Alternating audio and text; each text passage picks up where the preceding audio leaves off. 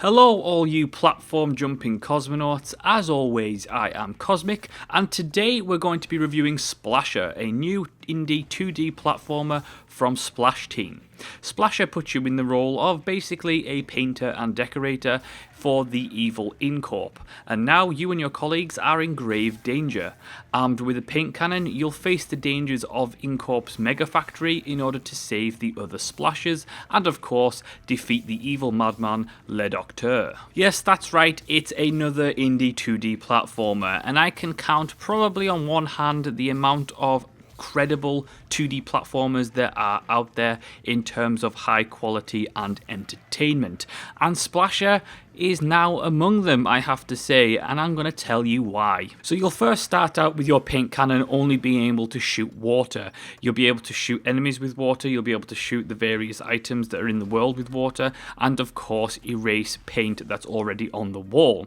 As you progress, you're able to gain new different types of paints, and each type of paint does something different. So for example, the red paint allows you to stick to whatever surface you are on, whether it be a wall or a ceiling.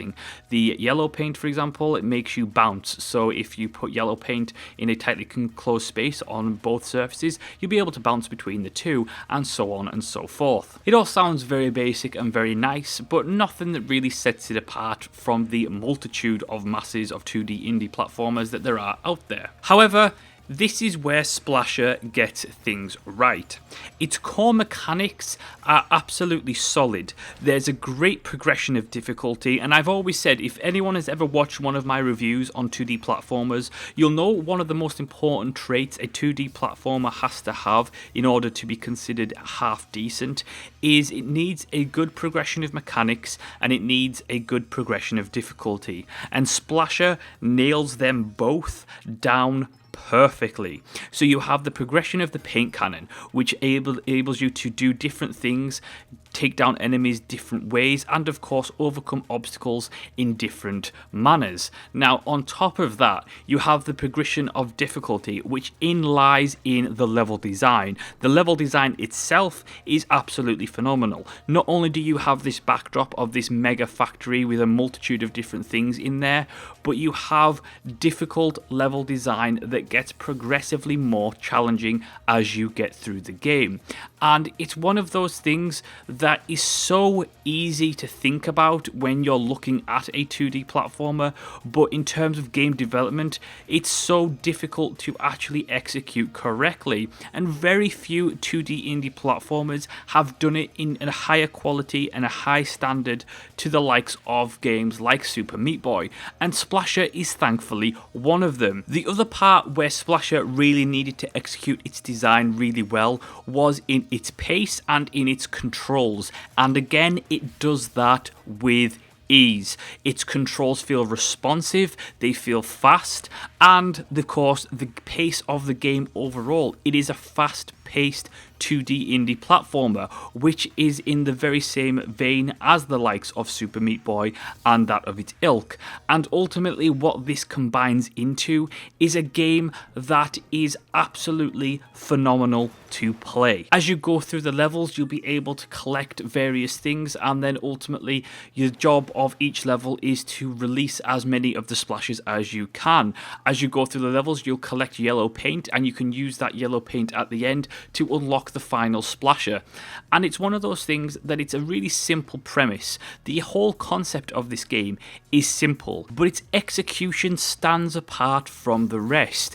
You have a game that is totally engaging, that is tense, is fast-paced, is difficult, but not overly difficult to the point where you're rage quitting. You have sure, an optimal way of doing certain levels, but the game does have its moments where it leaves you open to solve challenges, find secrets on your own without the help of a very linear structure. Levels are of course still linear, but there are multitude of ways that you can use the paint cannon to basically go around the level in different ways. You have a great selection of level designs, you have different levels, you have everything you would expect in there from a solid 2D indie platform platformer, from lasers, from enemies, to things that shoot you, things that try to trap you, things like raising acid as you go up the level and it chases you. There's a multitude of difficulty mechanics in there to make sure that things keep fresh and things keep popping up that you're not going to expect. And I have to say that all of this together, all of its core mechanics, all of its execution, including its visual design, including its sound design, which is fantastic by the way, all of this amalgamates into a game that is one of the best 2D indie platformers I have played since Super Meat Boy. It is so much fun, it's vibrant, it's colourful, it's fast paced, the controls are responsive, and ultimately, even if you're not a fan of most 2D indie platformers like myself, because I personally despise the genre because I don't find it fun or engaging at all, Splasher is one of those rare gems that just hits you where it needs to in order for you to enjoy the game immensely, and that does it for me. And that is my review of Splasher. Thank you so much for watching and listening. Let me know what your thoughts are in the comment section below. If you enjoyed the video, hit the subscribe button, maybe share to social media, and as always, I will see you next time.